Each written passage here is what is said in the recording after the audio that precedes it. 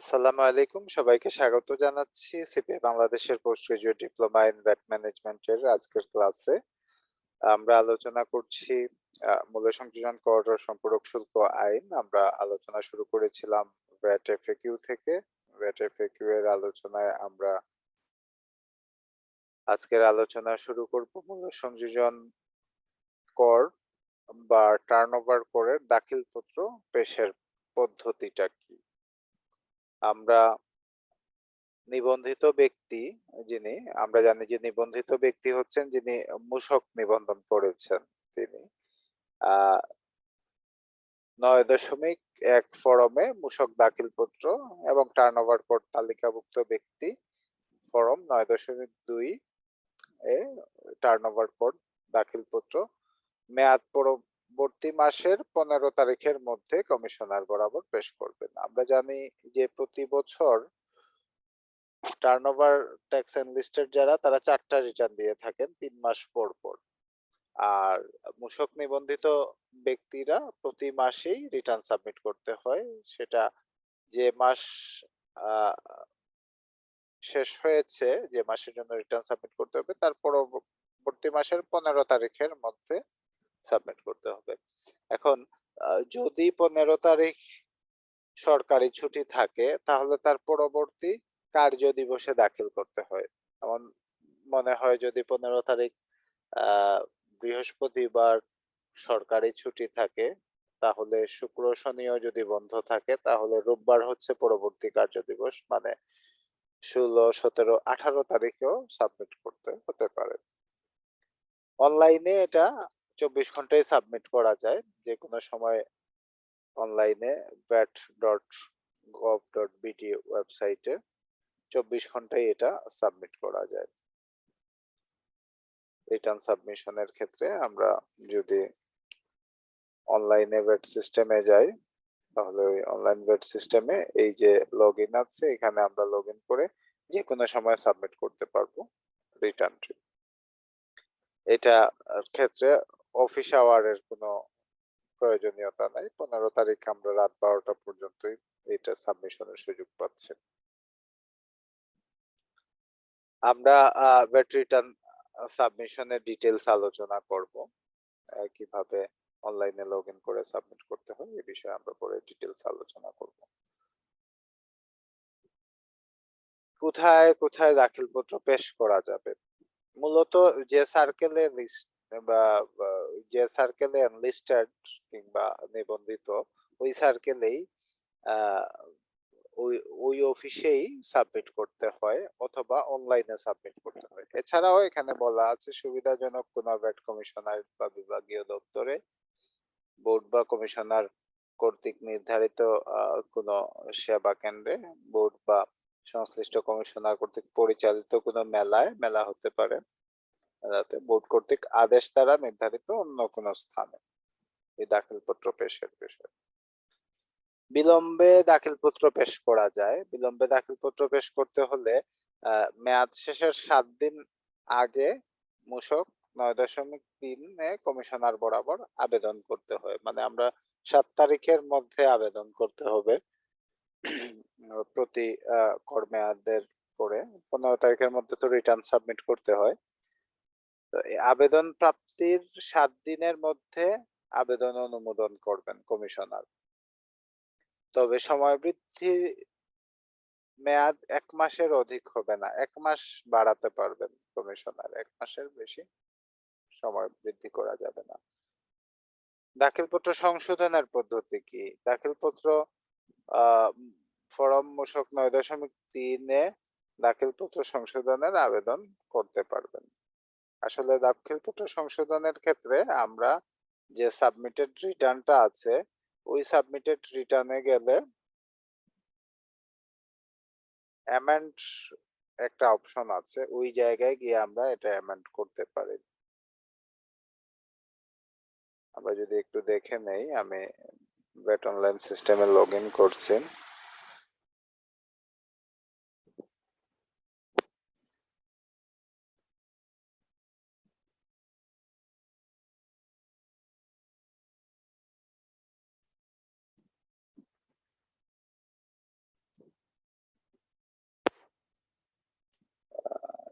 System update দেখাচ্ছে, time লাগবে। তো আমি এটা পরে আবার যখন ভ্যাট অনলাইন সিস্টেমটা দেখাবো, এখানে দেখাবো যে কিভাবে রিটার্ন অ্যামাউন্ট করতে হয়।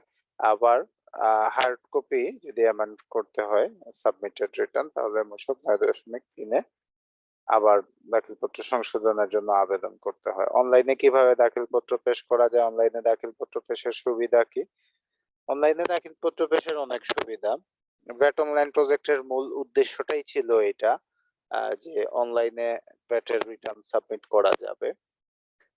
আমরা যদি অনলাইনে নিয়মিতভাবে ভ্যাটের রিটার্ন সাবমিট করার প্র্যাকটিসটা নিয়ে আসতে পারি এবং সেই সাথে ভ্যাট কমপ্লায়েন্সের টা আমরা যদি সফটওয়্যারের মাধ্যমে মেনটেন করতে পারি ভ্যাটের বইগুলা, তাহলে সেটা অনেক সুবিধাজনক হবে।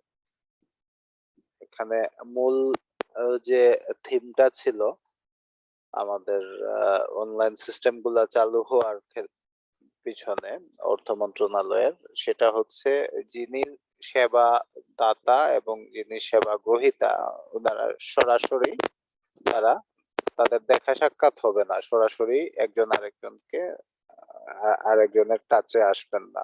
মানে সেবা গ্রহীতা সেবা পাচ্ছেন, সেবাদাতা সেবা প্রদান করছেন, বাট সরাসরি কোনো যোগাযোগ হচ্ছে না। সেক্ষেত্রে প্রাতিষ্ঠানিক জটিলতা এবং দুর্নীতি অনেকটুকু কমানো সম্ভব। এবং এটা আমরা দেখেছি টিআইএন রেজিস্ট্রেশনের ক্ষেত্রে অনলাইন সিস্টেমটা খুব কার্যকরভাবে চালু আছে, এবং ভ্যাট রেজিস্ট্রেশনের ক্ষেত্রেও অনলাইন সিস্টেমটা কার্যকরভাবে চালু আছে। ইভেন ভ্যাট রিটার্ন সাবমিশনের ক্ষেত্রেও অনলাইন সিস্টেমটা এখনো পর্যন্ত কার্যকরভাবেই চালু আছে। তো এই ক্ষেত্রে দেখা যায় যে ভ্যাট অফিসে যেতে হয় না, মূসক দপ্তরে যাওয়ার কোনো প্রয়োজনীয়তা নাই, অনলাইনে বসেই রিটার্ন সাবমিট করা যায়। অনেকে মধ্যে এটা কনসেপ্টটা গ্যাপ আছে, অনেকে হয়তো বা বলে থাকেন কিংবা অনেক জায়গায় যে আপনি অনলাইনে রিটার্ন সাবমিট করলেও একটা প্রিন্ট কপি ভ্যাট অফিসে দিতে হবে, দিয়ে জমা দিতে হবে। এটার আসলে কোনো প্রয়োজনীয়তা নাই এবং এই ধরনের তথ্যের কোনো ভিত্তি নাই। ভ্যাট আপনি যখনই অনলাইনে সাবমিট করবেন রিটার্ন, আপনি একটা কনফার্মেশন ইমেল পাবেন, তখনই আপনার কার্যক্রম শেষ হয়ে যাবে। পরবর্তীতে যদি কোনো নোটিশ থাকে তাহলে ওই নোটিশের ভিত্তিতে আপনাকে ভ্যাট অফিসে যোগাযোগ করতে হতে পারে, কোনো যদি নোটিশ কিংবা কোনো মামলা হয়ে থাকে কিংবা অডিট হয়ে থাকে।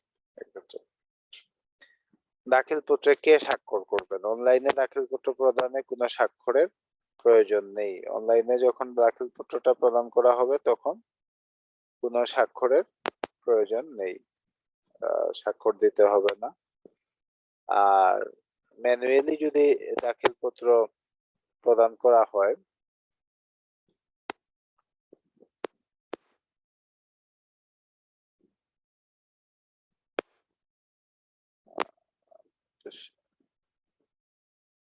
আবার আমি একটু শেয়ার করছি, তাহলে নিবন্ধিত ব্যক্তি দাখিলপত্রে স্বাক্ষর করবেন। যদি কোনো কারণে তার পক্ষে স্বাক্ষর করা সম্ভব না হয় তাহলে তার পক্ষে ক্ষমতাপ্রাপ্ত ব্যক্তি স্বাক্ষর প্রদান করবে। খেয়াল করে দেখবেন এখানে শব্দটা হচ্ছে ক্ষমতাপ্রাপ্ত ব্যক্তি। তার বাদে ভ্যাট রিটার্নে যে প্রতিষ্ঠানের পক্ষ থেকে দেয়া হবে ওই প্রতিষ্ঠানের প্রোপাইটর কিংবা ম্যানেজিং ডাইরেক্টর কিংবা কোনো ডিরেক্টর যারা কাজ করছেন সরাসরি, কিংবা ম্যানেজার কিংবা ক্ষমতাপ্রাপ্ত ব্যক্তি যে কেউ হতে পারেন, অথরাইজড পারসন। এখানে মূসক পরামর্শক হতে হবে তাকে, কিংবা কোনো ধরনের হতে হবে, এর কোনো বিধান বলা নেই। যে কোনো ক্ষমতাপ্রাপ্ত ব্যক্তি স্বাক্ষর করে রিটার্নটি সাবমিট করতে পারবে। নেট কর পরিশোধ না করে বা আংশিক পরিশোধ করে দাখিলপত্র জমা প্রদান করা যাবে কি? একটি কর মেয়াদের জন্য পূর্ণ, অতিরিক্ত বা বিলম্ব দাখিলপত্র পেশ করতে পারবেন, তবে আংশিক পরিশোধ করতে পারবেন না। আপনি লেট সাবমিশন অ্যাকসেপ্টেবল, কিন্তু আংশিক পরিশোধটা অ্যাকসেপ্টেবল হবে না। বেশি দিতে পারেন আপনি, কম কম দেয়া যাবে না। ভ্যাটের রিটার্ন সাবমিশনের সাথে সাথেই দিতে হবে। দাখিলপত্র জমা প্রদান করা সবার জন্য বাধ্যতামূলক কি? প্রত্যেক নিবন্ধিত বা তালিকাভুক্ত বা নিবন্ধনযোগ্য বা তালিকাভুক্তিযোগ্য ব্যক্তিকে দাখিলপত্র জমা প্রদান করতে হবে। এটি বাধ্যতামূলক একটি কাজ। অবশ্যই দাখিলপত্র দিতে হবে। আপনার যদি কোনো ভ্যাট নাও থাকে সেক্ষেত্রে আপনাকে জিরো রিটার্ন দিয়ে দাখিলপত্র দিতে হবে।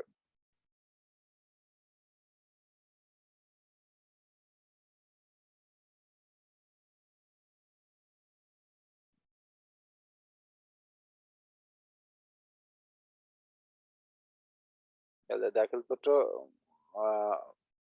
বা ভ্যাট রিটার্ন সাবমিশন ম্যান্ডেটরি সবার জন্যই। এখানে দুইটা বিষয় আছে, এক হচ্ছে নিবন্ধিত বা তালিকাভুক্ত ব্যক্তি। ব্যক্তি বলতে আমরা মূলত ব্যক্তি প্রতিষ্ঠান এইসবকেই বোঝাচ্ছি।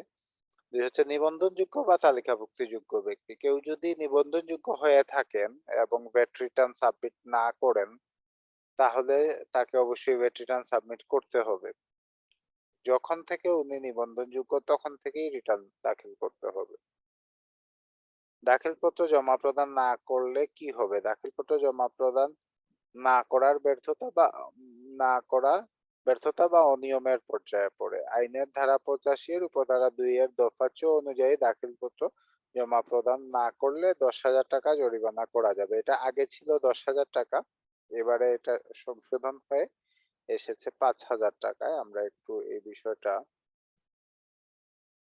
বের করা যায় কিনা দেখি। আইনের ধারা 85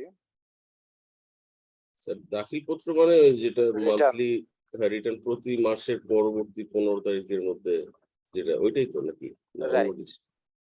ওইটাই এটাই আমরা একটু দেখি যে আমরা এটা একটু রেফারেন্সটা আমরা দেখি। এখানে যে বললো রেফারেন্সটা দেখি, কারণ চেঞ্জ হয়েছে, এই 10,000 টাকাটা চেঞ্জ হয়েছে। এই চেঞ্জটা আপনারা কোথায় পান? আবারও তো চেঞ্জ হতে পারে যে কোনো সময়। আমরা যখন মিনিস্ট্রি অফ ল এর ওয়েবসাইটে মূল্য সংযোজন কর ও সম্পূরক শুল্ক আইনটা দেখব। এখানে আমরা দেখেছি যে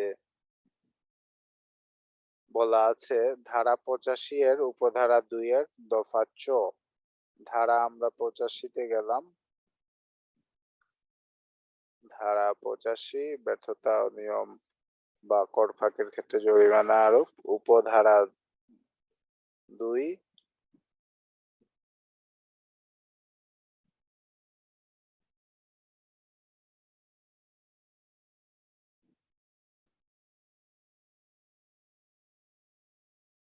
দফা চ, নির্ধারিত তারিখের মধ্যে মূসক বা টার্নওভার কোড দাখিলপত্র পেশ না করিবার ব্যর্থতা বা অনিয়ম, এই অনিয়মের জন্য 5,000 টাকা জরিমানা হবে। এটা এখানে খেয়াল করে দেখেন যে চেঞ্জ হয়েছে 2022 সালে। 10-এর জায়গায় আগে 10 লেখা ছিল, এখন 5 হয়েছে। তো এই ব্যর্থতার ক্ষেত্রে জরিমানার বিধানগুলো আমরা পরে আলোচনা করব বিস্তারিত।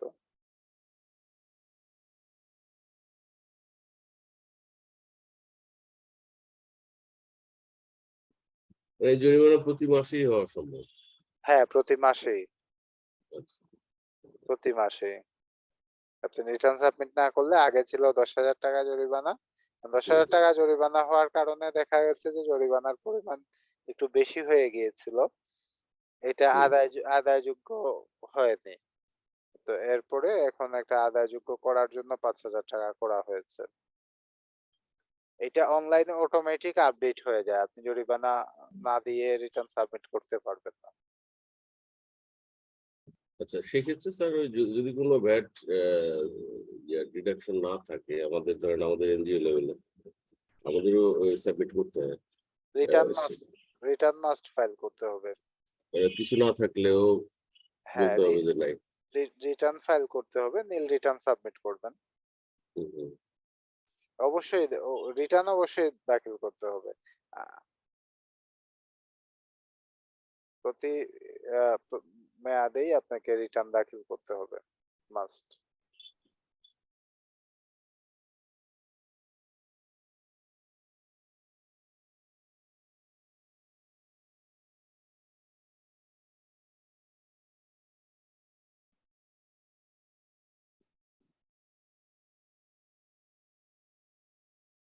আমরা পরের ইয়েতে যাই।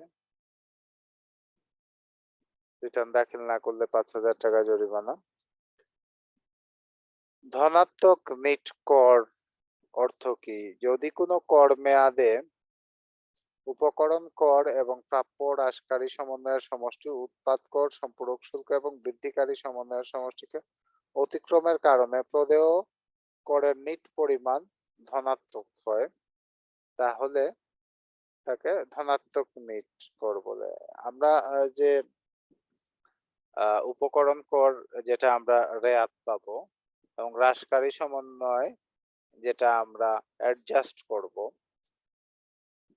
এটার সমষ্টি উৎপাদ কর যেটা আমরা বিক্রি করে ট্যাক্সটা কালেক্ট করলাম এবং সেই সাথে সম্পূরক শুল্ক কালেক্ট করলাম যদি থাকে, এবং কোনো বৃদ্ধিকারী সমন্বয় যদি থেকে থাকে, এর সমষ্টিকে অতিক্রম করে, তাহলে প্রদেয় নিট করের পরিমাণ ধনাত্মক হয়, ধনাত্মক নিট অর্থ বলে। তাহলে দেখা যায় যে আমরা যে টাকা ভ্যাট কালেক্ট করেছি তার থেকে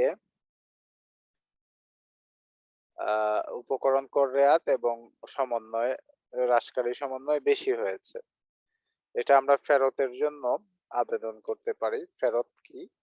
যদি সরকারকে প্রদেয় করের অতিরিক্ত কর পরিশোধ করা হয় থাকে বা প্রদেয় নিট কর ঋণাত্মক হয়, তাহলে তা 6টি কর মেয়াদ পর্যন্ত জেরে টানতে হবে। প্রথমে জেরে টানতে হবে 6টি কর মেয়াদ পর্যন্ত। আমরা আগে পড়েছি ধনাত্মক নিট কর মানে পজিটিভ, পজিটিভ মানে লায়াবিলিটি আমার দিতে হবে। তো এখানে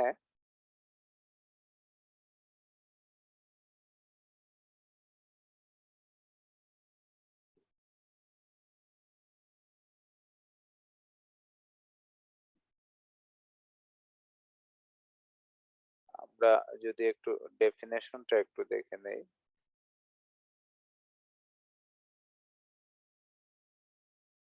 আমাদের মূল্য সংযোজন কর ও সম্পূরক শুল্ক আইনে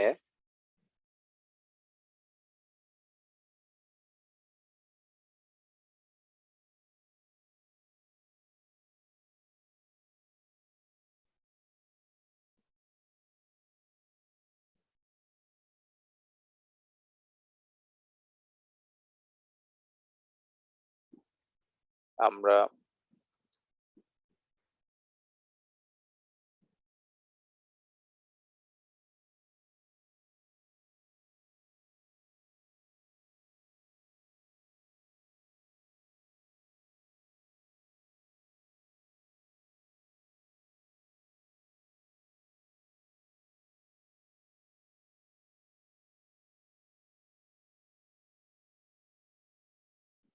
স্ক্রিনটা শেয়ার করছি।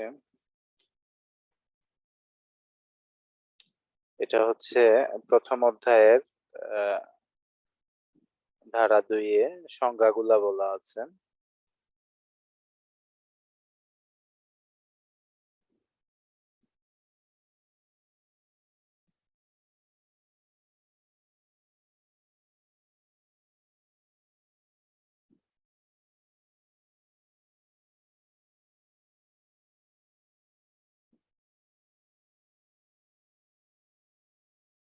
আমরা দেখছি এখানে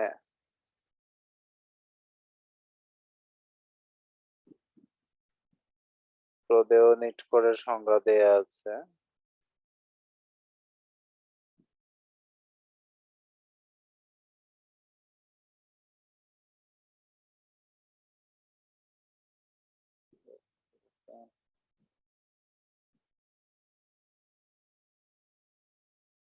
জায়গাতে সংজ্ঞাতে এটা নেই। এখানে একটু ধনাত্মক নিট করের যে বিষয়টুকু এখানে বলা আছে একটু কনফিউজিং 92টা। হ্যাঁ, যদি কোনো কর মেয়াদে উপকরণ কর এবং প্রাপ্য হ্রাসকারী সমন্বয়ের সমষ্টি উৎপাদ কর, সম্পূরক শুল্ক বৃদ্ধিকারী সমন্বয়ের সমষ্টিকে অতিক্রম করে, তাহলে তো এটা ধনাত্মক হবে না, এটা ঋণাত্মক হয়ে যাবে। কারণ অতিক্রমের কারণে প্রদেয় নিট করের পরিমাণ ধনাত্মক হয়। আমরা যদি উপকরণ কর এবং হ্রাসকারী সমন্বয় যদি বেশি হয়, তাহলে তো আমাকে ট্যাক্স দিতে হবে না, দিতে হচ্ছে না। এটা খুব সম্ভবত এই কোয়েশন এবং আনসারের টার্গেটে আছে। আমরা ঋণাত্মক টুকটার ঋণাত্মক নিট করটাই জানা প্রয়োজন। যে যদি নেগেটিভ হয় ট্যাক্স পেয়েবল যেটা, এটা যদি নেগেটিভ হয় তাহলে এটা ফেরত হবে, ফেরতযোগ্য হবে নেগেটিভ হলে। তো এই ফেরতটা কিভাবে আনতে হয় এই বিষয়েই এখানে নিটকোর ৬টা মেয়াদ পর্যন্ত যে রেট আনতে হবে, এরপর ফেরতযোগ্য করের পরিমাণ ৫০,০০০ টাকার বেশি হলে সে অর্থ ফেরত পাওয়া যাবে। ফেরতের শর্ত আছে কিছু। আমরা এ বিষয়ে ডিটেইল আবার যখন অর্ডিন্যান্স পড়বো, আমরা এখন সংক্ষেপে পড়ছি। ওই যখন আমরা আইনটা পড়বো, ইনকাম ভ্যাট আইনটা, ওই আইনে মূল্য সংযোজন কর ও সম্পূরক শুল্ক আইনে আমরা ডিটেলস আলাপ করব ফেরত সম্পর্কে।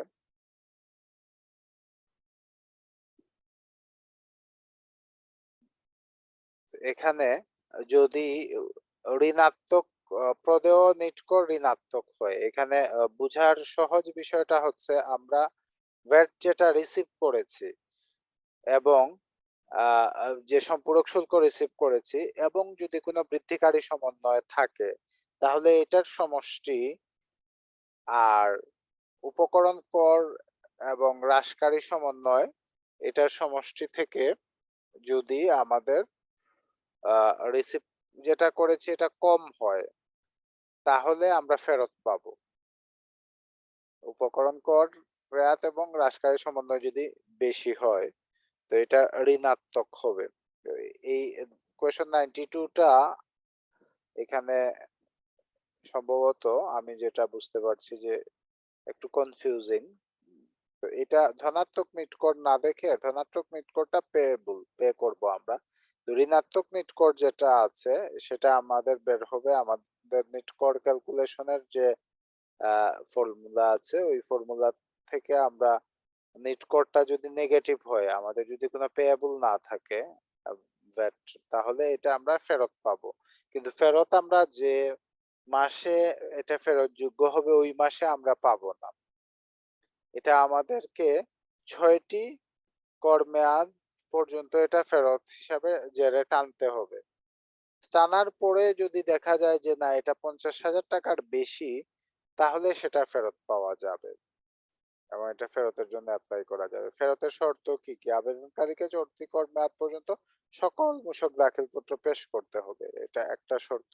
ফেরতযোগ্য অর্থ হতে সুদ দণ্ড হ্রাস করে ৫০,০০০ টাকা বেশি হতে হবে, ৫০,০০০ টাকার বেশি হলে ফেরত পাওয়া যাবে। এই হচ্ছে ফেরতের বিষয়, রিফান্ডের বিষয়। আমরা এর আগে দেখলাম যে দাখিলপত্র সাবমিশনের বিষয়, সাবমিট না করলে কি হবে এটা আছে। আর এখন আমরা দেখলাম যে রিফান্ডের বিষয়টা, রিফান্ড কিভাবে পাওয়া যেতে পারে। কূটনৈতিক ও আন্তর্জাতিক সংস্থার ফেরত প্রাপ্তির পদ্ধতি কি? কর পরিশোধের ৬ মাসের মধ্যে, এখানেও ৬ মাসের বিষয়টি বলা আছে। ৬টি কর মেয়াদ যেটা আগে বলা আছে ফেরত, এখানে বলা আছে ৬ মাস। ৬ মাসের মধ্যে প্রামাণিক দলিলাদি সহ আবেদন করতে হবে। এক্ষেত্রে অনলাইনে আবেদনের ২ মাসের মধ্যে এবং অন্যান্য পদ্ধতিতে আবেদনের ৩ মাসের মধ্যে ফেরত প্রদান করতে হবে। এক্ষেত্রে সকল দণ্ড, সুদ এবং দায়-দেনা হ্রাস করে অবশিষ্ট অর্থ ফেরত দিতে হবে। এখানে কূটনৈতিক মিশন এবং আন্তর্জাতিক সংস্থা যেগুলা যারা ভ্যাট এক্সাম্পশন ফ্যাসিলিটিস ভোগ করে থাকে, তারা এখানে ফেরতের জন্য অ্যাপ্লাই করতে পারবে। কোনো কোয়েশন আছে কিনা এইটুকু আলোচনায়?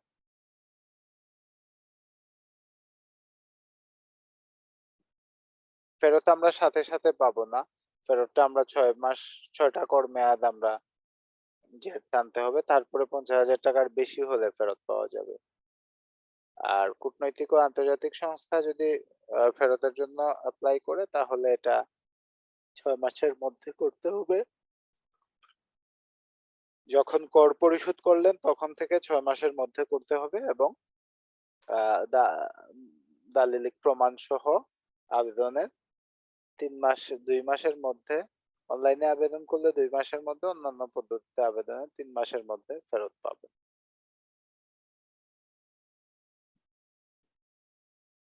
অনিবন্ধিত আমদানিকারক ফেরত পাবেন কি?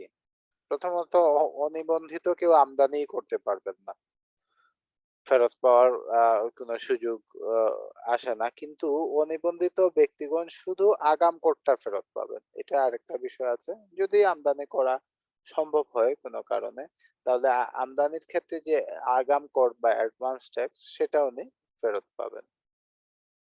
ফরম মূসক 4.1 কমিশনার বরাবর আবেদন করে তা ফেরত পাবেন। এটা ফেরতের একটা বিষয়, যে কিভাবে ফেরত পাবেন অনিবন্ধিত ব্যক্তি। মূল্য সংযোজন কর কর্মকর্তার প্রধান কাজ কি কি? মূল্য সংযোজন কর কর্মকর্তার প্রধান কার্যাবলী হচ্ছে কর আদায়, উহার হিসাব সংরক্ষণ সংক্রান্ত কার্যক্রম, এই আইন এবং উহার অধীনে প্রণীত বিধিবিধানের প্রয়োগ ও প্রশাসনিক কার্যক্রম এবং এই আইনের উদ্দেশ্য পূরণকল্পে বোর্ড কর্তৃক প্রদত্ত অন্য যে কোনো দায়িত্ব পালন বা কর্তব্য ও কার্যাবলী সম্পাদন। এটা হচ্ছে মূল্য সংযোজন কর কর্মকর্তা প্রধান কাজ। আর অন্যান্য কাজও করে থাকেন। দায়িত্ব পালনকালে একজন মূল্য সংযোজন কর কর্মকর্তা কি ধরনের ক্ষমতা প্রয়োগ করতে পারেন? তার উপর বোর্ড কর্তৃক ন্যস্ত যে কোনো ক্ষমতা প্রয়োগ ও কার্যাবলী সম্পাদন করতে পারবেন। আসলে মূলত হচ্ছে মূল্য সংযোজন কর ও সম্পূরক শুল্ক আইন অনুযায়ী বোর্ড কর্তৃক ন্যস্ত যে কোনো ক্ষমতা প্রয়োগ ও কার্যাবলী সম্পাদন করতে পারবেন। বোর্ড ওইটুকুই ক্ষমতা দিতে পারবে যা আইন দ্বারা দেওয়ার জন্য বোর্ডকে ক্ষমতা প্রাপ্ত করা হয়েছে। এটুকু। এছাড়াও ঊর্ধ্বতন কর্মকর্তা কর্তৃক তার উপর অর্পিত যে কোনো দায়িত্ব ও কর্তব্য পালন, ক্ষমতা প্রয়োগ ও কার্যাবলী সম্পাদন বা অধস্তন কর্মকর্তার যে কোনো দায়িত্ব ও কর্তব্য পালন, ক্ষমতা প্রয়োগ ও কার্যাবলী সম্পাদন করতে পারবেন। এখানে কিছু দায়িত্বর বিষয় বলা আছে। আমরা এ বিষয়ে আরো বিস্তারিত আলোচনা করব পরবর্তীতে। আমরা ব্যাট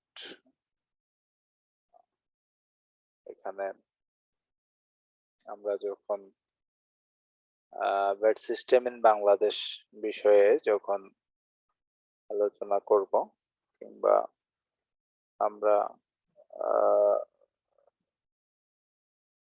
আইনে যখন কর্মকর্তাদের ক্ষমতা নিয়ে আলোচনা করব, এইসব জায়গায় আমরা আরো ডিটেলস আলোচনা করব এই বিষয়ে। জব্দকৃত রেকর্ডপত্র ও দলিলাদি কিভাবে ফেরত পাওয়া যাবে? যে কোনো কারণে ভ্যাট কর্তৃপক্ষ যে কোনো রেকর্ডপত্র জব্দ করতে পারেন।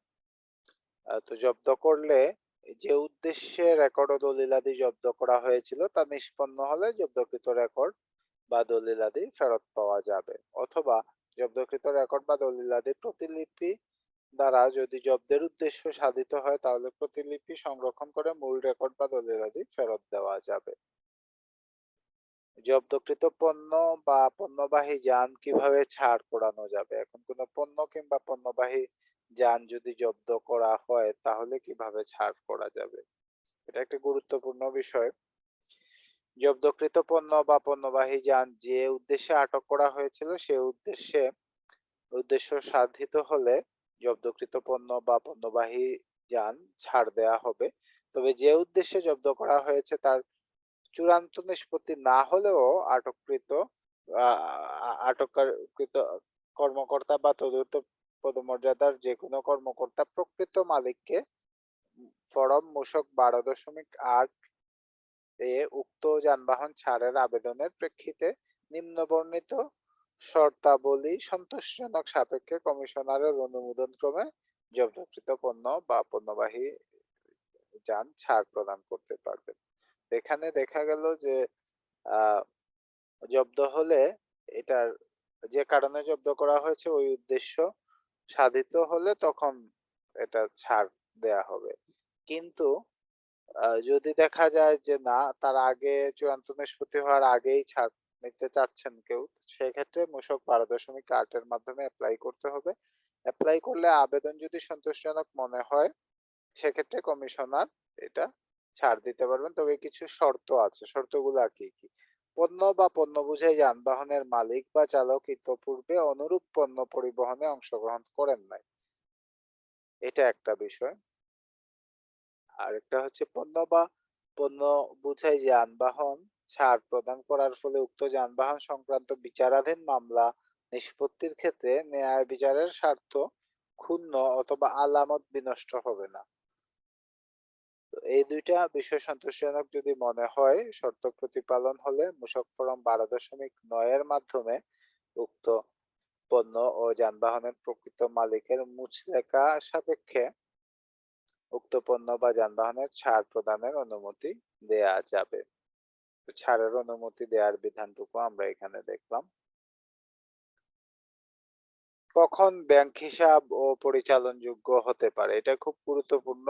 কারণ নতুন ভ্যাট আইনে এইখানে একটা ক্ষমতা দেয়া হয়েছে আইনের ধারা 91 আওতায় নিরীক্ষার উদ্দেশ্যে, অথবা আইনের ধারা 95 আওতায় বকেয়া কর আদায়ের উদ্দেশ্যে ব্যাংক হিসাব ও পরিচালনযোগ্য করা যাবে। এখানে ভ্যাট কর্তৃপক্ষকে এই ক্ষমতাটুকু দেয়া হয়েছে। মূসক কর্মকর্তা সহায়তা চাইলে অন্য কোনো সংস্থা বা বাহিনী তা করতে বাধ্য কিনা, এটা একটা গুরুত্বপূর্ণ ক্ষমতা মূসক কর্মকর্তাদের। এটা কি, যদি সহায়তা চান তাহলে এখানে যাদের নাম বলা আছে তারা মূসক কর্মকর্তাদের সহায়তা প্রদান করতে বাধ্য থাকবে। Bangladesh police, border guard Bangladesh, Bangladesh coast guard, Bangladesh Ansar, union Parishad, Upazila পরিষদ, পৌরসভা, জেলা পরিষদ, সিটি কর্পোরেশন কর্তৃপক্ষ, আবগারি শুল্ক ও আয়কর, মাদকদ্রব্য সংক্রান্ত দপ্তর, সকল সরকারি কর্মকর্তা এবং সকল ব্যাংক কর্মকর্তা। তার মানে আহ, সরকারি কর্মকর্তা যারা আছেন সবাই, ব্যাংকের কর্মকর্তা যারা আছেন সবাই, স্থানীয় সরকারে যারা আছেন সবাই, সেই সাথে যেসব স্বায়ত্তশাসিত সংস্থা কিংবা আহ, আহ, আইন প্রয়োগকারী সংস্থা আছে তারা, আইন প্রয়োগকারী সংস্থাই মেনলি, আমরা সিটি কর্পোরেশন কিংবা এটা স্থানীয় সরকার বললাম, আইন প্রয়োগকারী সংস্থা যারা আছে তারা, এরা সবাই মূসক কর্মকর্তাকে আহ সহায়তা করতে বাধ্য থাকবেন। তার মানে দেখা যাচ্ছে একটা বড় ধরনের ইয়ে আছে। এর মাঝে মূসক কর্মকর্তা উল্লেখিত কোনো সদস্য, কর্তৃপক্ষ বা কর্মকর্তা বা অন্য কোনো ব্যক্তিকে যে কোনো ব্যক্তির স্থাবর অস্থাবর সম্পত্তির হিসাব, ব্যাংক অ্যাকাউন্টের হিসাব বিবরণী, দলিল আদি সহ অন্য যে কোনো তথ্য সরবরাহের অনুরোধ করলে তা সংশ্লিষ্ট সদস্য, কর্তৃপক্ষ বা কর্মকর্তা সরবরাহ করতে বাধ্য থাকবেন। এখানে একটা গুরুত্বপূর্ণ বিষয় বলা আছে মূসক আইনে, এবং অনেক ক্ষেত্রে এইসব বিষয় নিয়ে অনেকেরই আহ আপত্তি আছে অনেক জায়গায়। কিছু কিছু আইনের ক্ষেত্রে দেখা যায় যে ওই আইন বাস্তবায়ন করতে গেলে ব্যক্তির আহ, ব্যক্তিগত তথ্য গোপন রাখা যাচ্ছে না। যেমন আমাদের আয়করের যে আইনটা হয়েছে, রিটার্ন সাবমিশনের যে অ্যাকনলেজমেন্টটা, এটা জমা দিতে হবে বিভিন্ন জায়গায়। এর মাধ্যমে দেখা যায় যে আহ অনেকগুলা তথ্য বিভিন্ন প্রতিষ্ঠান পেয়ে যাচ্ছে, যাদের কাছে আমরা এটা সাবমিট করতে বাধ্য হচ্ছি। যে তথ্যগুলা খুবই সেনসিটিভ, এগুলা সাধারণত একান্ত ব্যক্তিগত গোপনীয় তথ্য, সম্পদের হিসাব কিংবা আয়ের হিসাব, কিংবা সেই সাথে আয়কর প্রদানের হিসাব।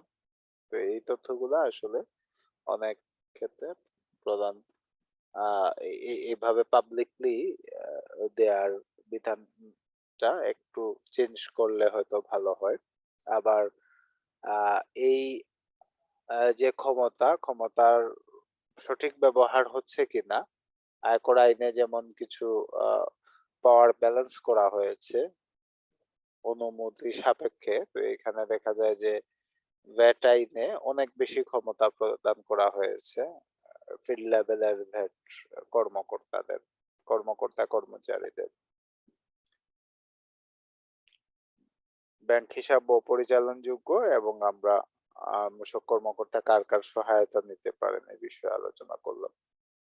আরেকটা বিষয় ক্ষমতা আছে, সেটা মূসক কর্মকর্তা কি কোনো বাণিজ্যিক প্রতিষ্ঠানে প্রবেশ করে তল্লাশি চালাতেও কিছু জব্দ করতে পারেন। সহকারী কমিশনার পদমর্যাদার নিম্নে নয় এমন যে কোনো মূসক কর্মকর্তা কমিশনারের নিকট হইতে ক্ষমতাপ্রাপ্ত হয়ে বাণিজ্যিক প্রতিষ্ঠানে প্রবেশ করে তল্লাশি চালাতে এবং এর রেকর্ডপত্র, নথিপত্র, দলিলাদি ও হিসাব পরীক্ষা ও জব্দ করতে পারবেন। তাহলে আমরা দেখলাম যে তল্লাশি চালানোর ক্ষমতাটুকু দেয়া হয়েছে। এটার ওয়ারেন্টটা ইস্যু করবেন কমিশনার থেকে ক্ষমতাপ্রাপ্ত হয়ে আসবেন উনি। একটি প্রতিষ্ঠানের যে সকল তথ্য মূসক কর্তৃপক্ষের কাছে আছে তা কি গোপন থাকবে।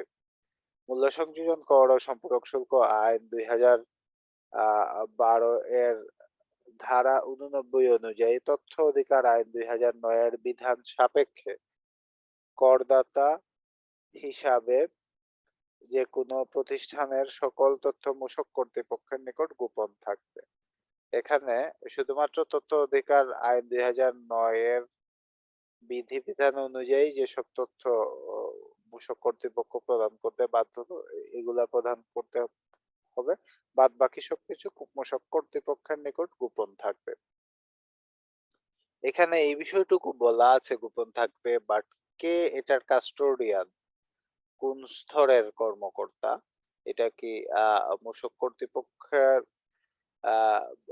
সাথে যে ভ্যাট অফিসের কর্মকর্তা জড়িত, কে এটার কাস্টোডিয়ান থাকবে এই বিষয়ে আসলে আরেকটু বিস্তারিত থাকলে ভালো ছিল 79 ধারায় 89 ধারায়।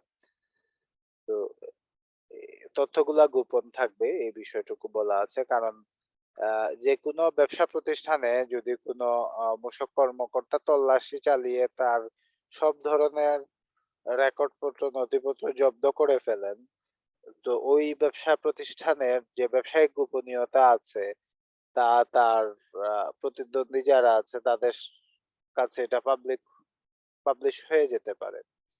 তো এইসব বিভিন্ন কারণে এখন দেখা যাচ্ছে যে অনেক ক্ষেত্রে আমরা যে কোনো ম্যানুফ্যাকচারিং কনসার্নে তাদের যে ফর্মুলাটা আছে ম্যানুফ্যাকচারিং এর ক্ষেত্রে, এই ফর্মুলাটা গোপন থাকে খুবই স্বাভাবিক, কিন্তু বিভিন্ন তথ্য যেমন আমরা মূসক 4.3 জানি, 4.3 সাবমিট করতে হয় উপকরণ উৎপাদ সহ এই তথ্যগুলা প্রদান করা কিংবা এছাড়াও অন্যান্য যে ক্ষমতাটুকু দেয়া হয়েছে মূসক কর্মকর্তাদের, এগুলা প্রয়োগের মাধ্যমে এই ব্যবসায়িক গোপনীয়তা আঘাত হানতে পারে যে কোনো সময়। তো এখানে কতটুকু গোপন রাখবেন মূসক কর্তৃপক্ষ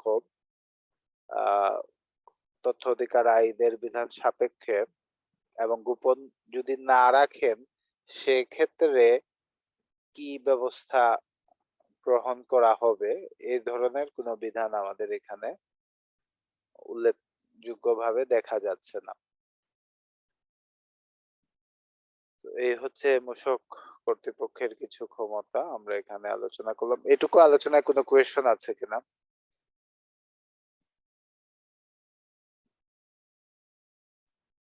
না স্যার। তাহলে আমরা পরের বিষয়ে যাচ্ছি। কোনো বাণিজ্যিক প্রতিষ্ঠানে অডিট বা নিরীক্ষার ক্ষমতা মূসক কর্মকর্তার রয়েছে কিনা।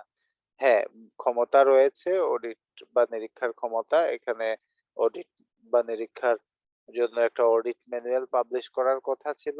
এটা পাবলিশ করার যে বাধ্যবাধকতা ছিল এটা বাদ দেয়া হয়েছে আইন থেকে। আবার পরবর্তীতে এই ম্যানুয়ালটা পাবলিশও করা হয়েছে। তো এই বিষয়ে আমরা পরে আরো বিস্তারিত আলোচনা করব। তার আগে আমরা তত্ত্বাবধানাধীন সরবরাহ সম্পর্কে আলোচনা করি। কোন করদাতা সম্পূরক শুল্ক ফাঁকির উদ্দেশ্যে, এখানে খেয়াল রাখবেন, সম্পূরক শুল্ক ফাঁকির উদ্দেশ্যে এই আইনের বিধানাবলী পরিপালন না করলে কমিশনার এক বা একাধিক কর্মকর্তার সমন্বয়ে সম্পূরক শুল্ক আরোপযোগ্য অর্থনৈতিক কার্যক্রম সংশ্লিষ্ট স্থানে সরবরাহের ক্ষেত্রে পর্যবেক্ষণ ও নজরদারি করতে পারবেন। এ ধরনের ব্যবস্থাকে তত্ত্বাবধানাধীন সরবরাহ বলা হয়। এটা একটা উল্লেখযোগ্য বিষয়, এই যে লোক বসিয়ে দিতে পারেন মূসক কর্মকর্তা চাইলে কমিশনার। কোন কোন ক্ষেত্রে তত্ত্বাবধানাধীন সরবরাহ পদ্ধতি প্রযোজ্য হবে? শুধুমাত্র সম্পূরক শুল্ক ফাঁকির উদ্দেশ্যে এই আইনের বিধানাবলী প্রতিপালন না করলে তত্ত্বাবধানাধীন সরবরাহ প্রযোজ্য। সম্পূরক শুল্ক নেই এমন কোনো ব্যবসার ক্ষেত্রে এ ধরনের বিধান প্রযোজ্য হবে না।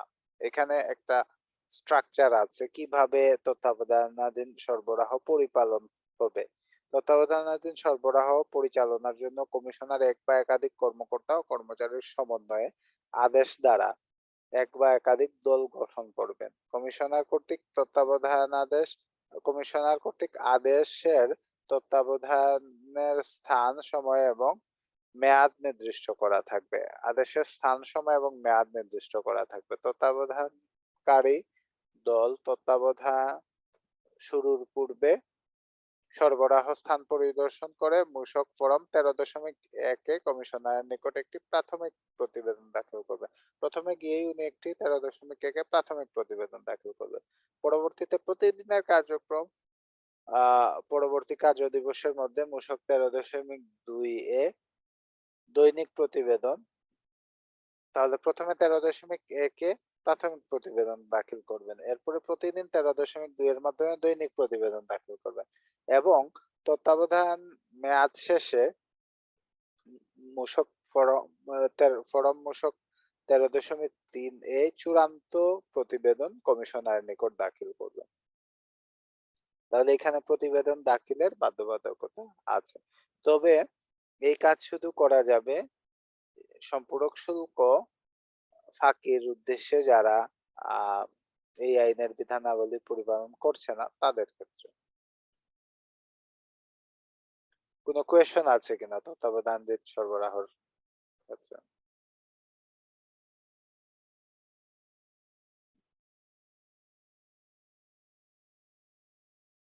এটা যে জায়গায় সম্পূরক শুল্ক প্রযোজ্য যে কোনো জায়গায় বসাতে পারেন কমিশনার চাইলে।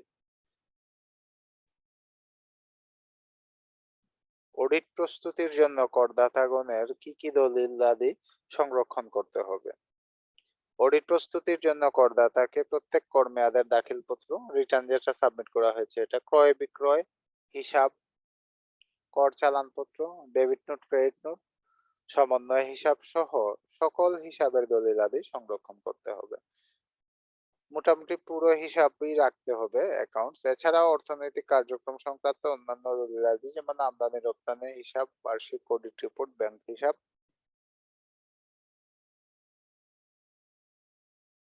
ইত্যাদি নিয়মিত সংরক্ষণ করতে হবে। ভবিষ্যৎ অডিটের জন্য আমি কি ধরনের প্রস্তুতি নিতে পারি? ভবিষ্যৎ অডিটের জন্য প্রস্তুতি হচ্ছে সব ধরনের ডকুমেন্টস প্রপারলি মেনটেন করা। এখানে এটাই বলা আছে, যাতে ভবিষ্যতে কখনো অডিট হলে এটা ফেস করা যায় ডকুমেন্টস গুলো।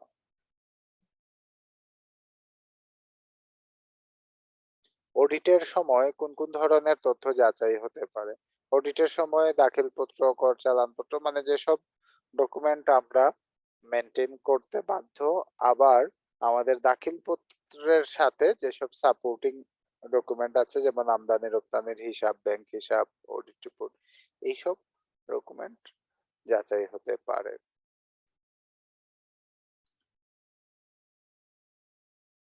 বকেয়া কি, এটি কিভাবে তৈরি হয়? মূসক, সম্পূরক শুল্ক, টার্নওভার কর, সুদ, অর্থদণ্ড বা জরিমানার কোনো অর্থ করদাতা নির্ধারিত সময়ে পরিশোধ না করলে তাকে বকেয়া রাজস্ব বলে। যদি যে কোনো অর্থ পরিশোধ না করেন তাহলে এটা বকেয়া রাজস্ব হয়ে যাবে। বকেয়া কর নিম্নবর্ণিতভাবে তৈরি হতে পারে, যথা দাখিলপত্রে প্রদেয় কোনো কারণে অপরিশোধিত থাকলে, কমিশনার কর্তৃক কর নির্ধারণ করা হলে, খেলাপি করদাতা নির্ধারিত সময়সীমার মধ্যে তা পরিশোধ করতে ব্যর্থ হলে। তাহলে কমিশনার কর নির্ধারণ করলে যখন করদাতা নির্ধারিত সময়ে এটা পরিশোধ করতে ব্যর্থ হবেন তখন তিনি খেলাপি ঘোষিত হবেন, তাকে খেলাপি হিসাবে ঘোষণা করা হবে এবং ওই অর্থ বকেয়া হিসাবে চিহ্নিত করা হবে। আইনের অধীন কোনো কার্যক্রম নিষ্পত্তির ফলে বকেয়া কর উদ্ভূত হয়। আইনের অধীনে কোনো কার্যক্রম নিষ্পত্তির ফলে বকেয়া কর উদ্ভূত হয়। এই হচ্ছে বকেয়া কর। এটা কিভাবে তৈরি হয়, কখন কর পরিশোধ করতে হয়। আমরা জানি দাখিলপত্র প্রদানের পূর্বে কর পরিশোধ করতে হয়, তবে কমিশনার কর্তৃক এবং কর নির্ধারণ এবং আইনের অধীন কোনো কার্যক্রম নিষ্পত্তির ফলে উদ্ভূত কর নোটিশে উল্লেখিত নির্ধারিত সময়ের মধ্যে পরিশোধ করতে হয়। নির্ধারিত সময়ের মধ্যে পরিশোধ না করলে উক্ত কর বকেয়া কর হিসাবে বিবেচিত হবে। বকেয়া কর আদায়ের জন্য কমিশনারের পক্ষে ডিআরও বা ডেপ্ট রিকভারি অফিসার হচ্ছেন দায়িত্বপ্রাপ্ত কর্মকর্তা। ডিআরও হবেন ন্যূনতম সহকারী কমিশনার পদমর্যাদার কোনো কর্মকর্তা। কোন কোন উৎস হতে বকেয়া কর আদায় করা যাবে? নিম্নবর্ণিত ক্ষেত্র হতে বকেয়া কর আদায় করা যাবে। খেলাপি করদাতা কোনো অর্থ, কোনো আয়কর, শুল্ক, মূসক বা আবগারি কর্তৃপক্ষের নিয়ন্ত্রণাধীন থাকবে। যদি আয়কর, শুল্ক, মূসক বা আবগারি কর্তৃপক্ষের নিয়ন্ত্রণে কোনো অর্থ থাকলে এটা থেকে অ্যাডজাস্ট করে নেওয়া যাবে। এক, খেলাপি করদাতার অর্থ অপর কোনো ব্যক্তি বা সহযোগী প্রতিষ্ঠান বা ব্যাংকের নিকট জমা থাকলে তা হতে, আর কারো কাছে যদি থাকে তাহলে তার কাছ থেকে ডাইরেক্ট নিয়ে নিতে পারবে চাইলে ভ্যাট কর্তৃপক্ষ। খেলাপি করদাতার কোনো স্থাবর বা অস্থাবর সম্পত্তি থাকলে তা বিক্রয় করে। খেলাপি করদাতার স্থাবর অস্থাবর সম্পত্তি থাকলে তা বিক্রয়ের মাধ্যমেও এখানে আহ খেলাপি করদাতার কাছ থেকে বকেয়া আদায় করা যাবে। মূসক কর্তৃপক্ষ কোন কোন পদ্ধতিতে বকেয়া কর আদায় করতে পারবে? এখানে অনেকগুলা বিষয় বলা আছে। কমিশনারের পক্ষে ডিআরও ফরম মূসক 14.1 এ খেলাপি করদাতা বরাবর বকেয়া কর আদায় সার্টিফিকেট জারি করবেন। তো সার্টিফিকেট জারি করলে পরবর্তীতে ডিআরও নিম্নবর্ণিত কার্যক্রম গ্রহণ করে বকেয়া কর আদায়ের ব্যবস্থা গ্রহণ করবেন। এখানে অনেকগুলা কার্যক্রমের কথা বলা আছে। এক হচ্ছে খেলাপি করদাতার কোনো অর্থ, কোনো আয়কর, শুল্ক, মূসক বা আবগারি কর্তৃপক্ষের নিয়ন্ত্রণাধীন থাকলে তা হতে বকেয়া কর কর্তন করা। যদি কোনো অর্থ ট্যাক্স কর্তৃপক্ষের নিকট থাকে তাহলে তা হতে বকেয়া কর কর্তন করা। অপর কোনো ব্যক্তি বা সহযোগী বা আর্থিক প্রতিষ্ঠান বা ব্যাংকের নিকট থাকলে উক্ত ব্যক্তি বা ব্যাংকের পরিশোধ করার জন্য নির্দেশ প্রদান করা। কোনো ব্যক্তির কাছ থেকেও নিতে পারে, প্রতিষ্ঠানের কাছ থেকেও তাদেরকে নির্দেশ প্রদান করবে প্রতিষ্ঠানের কাছে থাকলে, কিংবা ব্যাংক থেকে নিয়ে যাওয়া। ব্যবসা অঙ্গন হতে কোনো পণ্য বা সেবা সরবরাহ বন্ধের আদেশ প্রদান করে ব্যবসা বন্ধ করে দিয়ে আর কি, যে কোনো পণ্য সরবরাহ আপনি করতে পারবেন না। তারা আমদানিকৃত পণ্য খালাস বন্ধের লক্ষ্যে শুল্ক ভবনে বিল অফ এন্ট্রি প্রক্রিয়াকরণ সিস্টেমে ব্যবসা শনাক্তকরণ সংখ্যা লক করে তো আদায় করা যায় না। লক করে আদায়ের জন্য শাস্তিমূলক ব্যবস্থা গ্রহণ করা যায়, যেটা আদায় না করা পর্যন্ত লক থাকবে কিংবা ব্যবসা বন্ধ থাকবে। তার ব্যাংক হিসাবে নির্ধারিত পদ্ধতিতে অপরিচালনযোগ্য করে ব্যাংক হিসাবকে ফ্রিজ করে দেয়া একটা নির্ধারিত পদ্ধতি অবলম্বন করে করদাতা ব্যবসা অঙ্গন তালাবদ্ধ করে রাখার আদেশ প্রদান বা নির্ধারিত পদ্ধতিতে তালাবদ্ধ করে যেকোনো স্থাবর সম্পত্তি ক্রুক বা অস্থাবর সম্পত্তি জব্দ করে নির্ধারিত পদ্ধতিতে বিক্রয়ের মাধ্যমে বকেয়া কর আদায় করে খেলাপি করদাতা কোনো জিম্মাদারের নিকট হইতে নির্ধারিত শর্ত ও পদ্ধতিতে জামানত গ্রহণ করে। এখানে তার মানে বকেয়া কর মূসক কর্তৃপক্ষ সবভাবেই আদায় করতে পারে, একেবারে না হলে স্থাবর অস্থাবর সম্পত্তি বিক্রি কিংবা ক্রুক করেও আদায় করতে পারবে।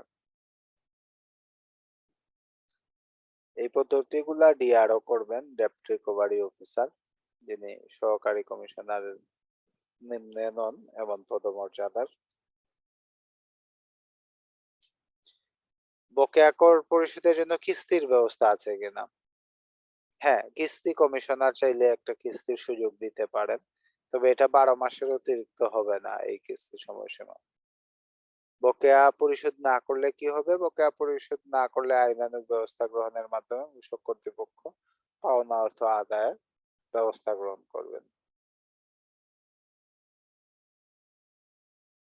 এখন আমরা রিসিভার সম্পর্কে জানি। রিসিভার কে? রিসিভার হলো কোনো আইন বা আদালত কর্তৃক নিয়োজিত বা ক্ষমতাপ্রাপ্ত কোনো ব্যক্তি, যিনি আইন বা আদালতের নির্দেশ ক্রমে ও আইনের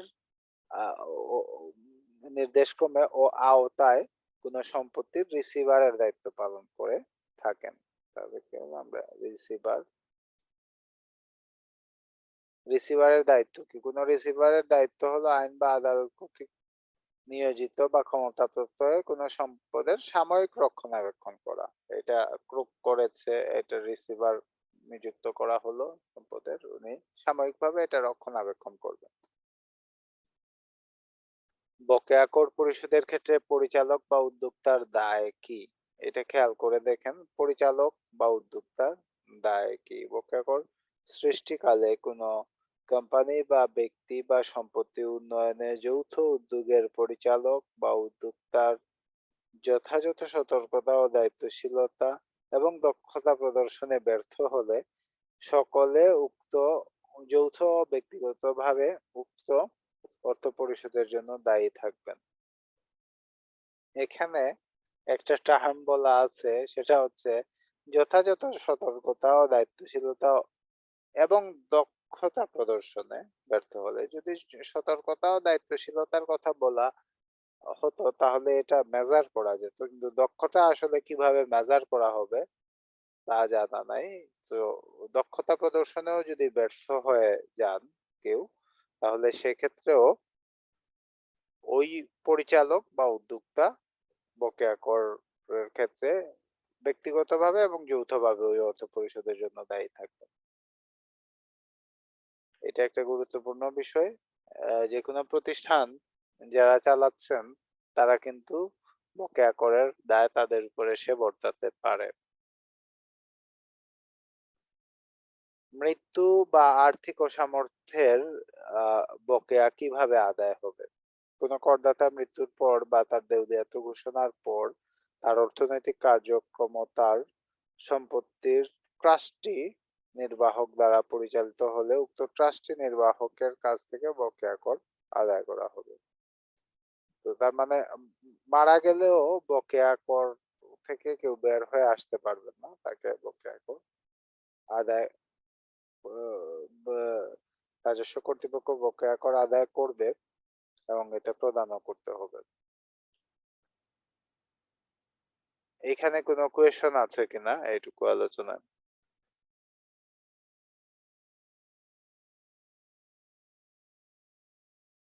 এখানে একটা ইন্টারেস্টিং বিষয় হচ্ছে কোম্পানির ক্ষেত্রে কিংবা যে কোনো ব্যক্তি বা সম্পত্তি উন্নয়নে যৌথ উদ্যোগে এর কোনো প্রতিষ্ঠানের ক্ষেত্রে উদ্যোক্তারা কিংবা পরিচালকরা অবশ্যই সতর্কতা ও দায়িত্বশীলতার সাথে কাজ করতে হবে এবং দক্ষতা প্রদর্শনও করতে হবে, যাতে যদি না হলে বকেয়া কর যদি ক্রিয়েট হয়ে যায়, কোনো কারণে সৃষ্টি হয় বকেয়া করের, তাহলে সেক্ষেত্রে ওই বকেয়া কর পরিশোধে তারা নিজেরাও দায়ী থাকবেন।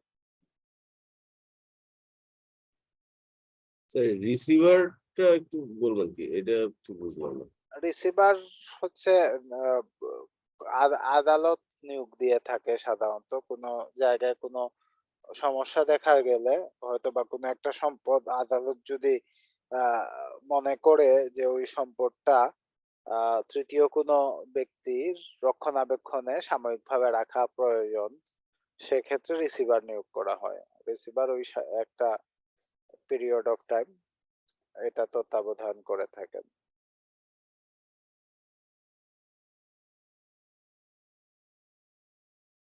একটা ইন্টারিম পিরিয়ডের জন্য। পরে এটা নিষ্পত্তি হলে নিষ্পত্তি অনুযায়ী এটা সম্পদটা আবার অবমুক্ত হয়। সেটা সাধারণত কারা হয় এই আদালত সাধারণত কাদের? যে আদালত কেউ? কিছু সুনির্দিষ্ট, হ্যাঁ, এইটা মনে করেন কোনো জায়গা দেখা যায় রিসিভার হিসাবে আহ ঢাকা মেট্রোপলিটন পুলিশ আছে, আবার অনেক ক্ষেত্রে রিসিভার হিসাবে সিটি কর্পোরেশন আছে, আবার অনেক ক্ষেত্রে কোনো আইনজীবীকে রিসিভার হিসাবে দিয়েছে। তো এরকম এটা আসলে আদালতের এখতিয়ার। আদালত অনেক বিষয়ে যে কাউকেই এখানে রিসিভার হিসাবে সম্পদ রক্ষণাবেক্ষণের জন্য দিতে পারে। এটার ফিও আছে এটার জন্য। ওই সম্পদ থেকে উদ্ভূত আয় থেকে এটাও বহন করা হয়ে থাকে। তো এটা যখন ক্রুক করা হয় কিংবা কোনো কিছু এখানে সম্পত্তি, স্থাবর সম্পত্তি ক্রুক বা অস্থাবর সম্পত্তি জব্দ করা হয়, তাহলে এগুলার ক্ষেত্রে রিসিভারের ভূমিকা আছে আর কি। রিসিভার দায়িত্ব পালন করে থাকেন।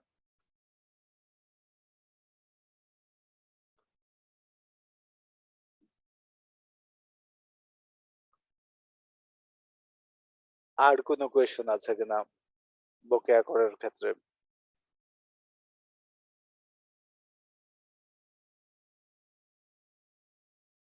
আচ্ছা, যদি না থাকে তাহলে আমরা আদায়কৃত বকেয়া অর্থ কিভাবে বিলিবন্টন হবে, এটা খুব ইন্টারেস্টিং একটা বিষয়। আদায় যেটা হলো বকেয়া অর্থ, এটা মানে হয় ব্যাংক থেকে কালেক্ট করা হলো কিংবা থার্ড পার্টি যার কাছে অর্থ পাওনা আছে কিংবা কোনো সম্পদ ক্রুক করে এটা বিক্রি করে এটা থেকে অর্থ আদায়ের মাধ্যমে। তো আদায়কৃত বকেয়া অর্থ কিভাবে বিলিবন্টন হবে? নিম্নবর্ণিত ক্রমানুসারে আদায়কৃত বকেয়া অর্থের বিলিবন্টন হবে। প্রথমত প্রদেয় সুদের পরিমাণ পরিশোধ করে, দ্বিতীয়ত অর্থদণ্ড বা জরিমানার পরিমাণ পরিশোধ করে, তৃতীয়ত মূসক সম্পূরক শুল্ক বা টার্নওভার করের পরিমাণ পরিশোধ করে। তার মানে প্রথমে আপনার ইন্টারেস্ট নেবে, এরপরে অর্থদণ্ড জরিমানা নেবে, এরপরে আহ, এরপরে মূসক সম্পূরক শুল্ক বা টার্নওভার ট্যাক্স এর এটা নেবে। একটু ইন্টারনেট কানেকশনটা চেঞ্জ হবে।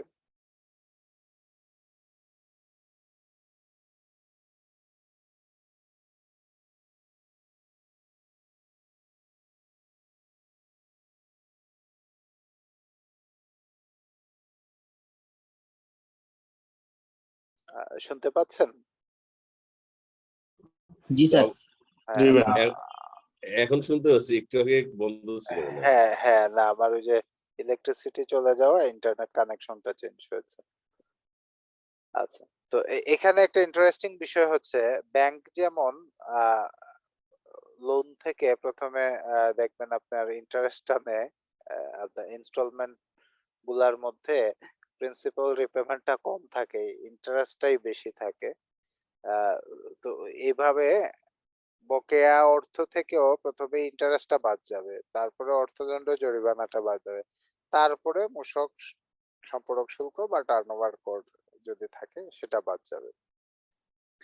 তবে জব্দকৃত পণ্যের বিক্রয়লব্ধ অর্থ হতে বকেয়া কর আদায় করা হলে আইনের ধারা ১০০ অনুযায়ী নিম্নবর্ণিত উপায়ের বিলিবন্টন করতে হবে। তো জব্দকৃত পণ্য থেকে যদি বিক্রি করা হয় তাহলে পণ্য জব্দকরণ, সংরক্ষণ এবং বিক্রয়ের খরচাদি পরিশোধ করে দেবে প্রথমে। করার পরে যদি টাকা থাকে তাহলে তা থেকে যে পরিমাণ বকেয়া কর আদায়ের নিমিত্তে পণ্য জব্দ করা হয়েছিল সেই পরিমাণ অর্থ পরিশোধ করে। তৃতীয়ত, এই আইন দ্বারা রহিত আইনের অধীন প্রাপ্য কোনো কর পরিশোধ করে। যদি আগের আইনে কোনো কর পাওনা থেকে থাকে তাহলে এটাও পরিশোধ করবে এটা থেকে, এবং অবশিষ্ট যদি কিছু থাকে তাহলে তা মালিককে ফেরত প্রদান করবে। তো প্রথমেই খরচটা বাদ দেবে, জব্দ করা, সংরক্ষণ, বিক্রয়ের খরচ আদি এগুলা বাদ দেবে প্রথমে, তারপরে বকেয়া কর আদায় করবে, তারপরে যদি আগের আইনে কোনো কর পাওনা থাকে তাও আদায় করবে। এই হচ্ছে আদায়ের বিষয়টা এবং স্টেপগুলো।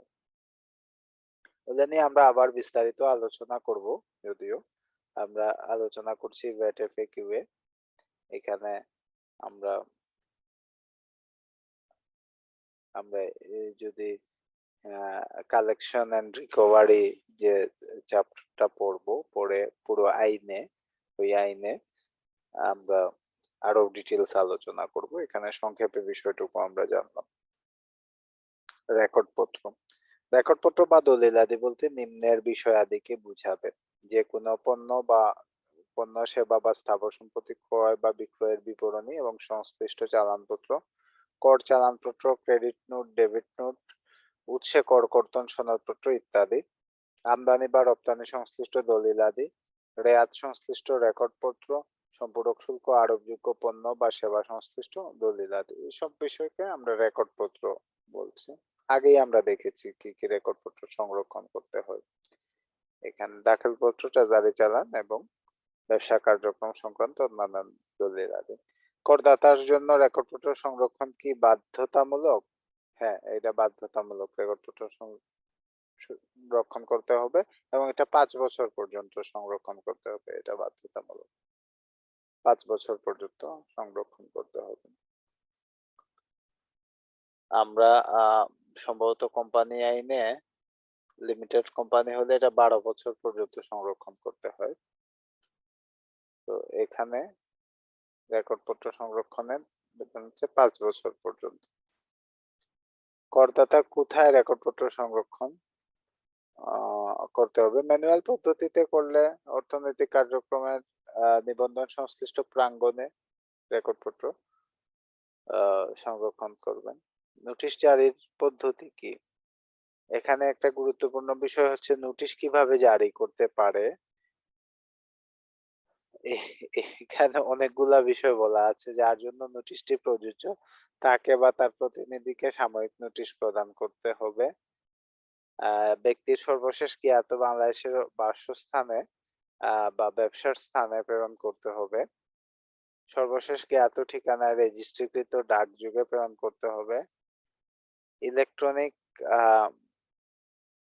পদ্ধতিতে প্রেরণ করতে হবে, যেটা ইমেইল হতে পারে কিংবা মোবাইলে এসএমএস এর মাধ্যমে হতে পারে। উপরের পদ্ধতিতে নোটিশ জারি না করা গেলে মূল্য সংযোজন কর কার্যালয়ে নোটিশ বোর্ডে সাটিয়ে দিতে হবে। তো এই উপরে যে পদ্ধতিগুলা বলা আছে এগুলা যেকোনো একটি অনুসরণ করলেই চলবে, তবে অধিকতর পদ্ধতি অনুসরণ করা যাবে, মানে এক বা একাধিক পদ্ধতি অনুসরণ করা যাবে। তবে ইমেইলের মাধ্যমে নোটিশ দেওয়া যায়, মোবাইলে মেসেজের মাধ্যমে নোটিশ দেওয়া যাবে। আবার যদি কর কর্তৃপক্ষ মনে করেন যে নোটিশ তাদের কার্যালয়ের নোটিশ বোর্ডে সাটিয়ে দেবেন, তাহলেও নোটিশ জারি হয়ে যাবে। পুরোটাই একদিকে, আসলে পুরো বিষয়টাই নোটিশ যে কোনো ভাবে জারি করা যাবে। নোটিশ জারি পদ্ধতির বিষয়টি। ডিজিটাল পদ্ধতিতে রেকর্ড সংরক্ষণ বিধান আছে কি? হ্যাঁ, ডিজিটাল পদ্ধতিতে আইন ও বিধিমালা অনুসরণ করে ইলেকট্রনিক বা ডিজিটাল পদ্ধতিতে রেকর্ড সংরক্ষণ করা যাবে, এজন্য বোর্ডের পূর্বানুমোদন প্রয়োজন নেই।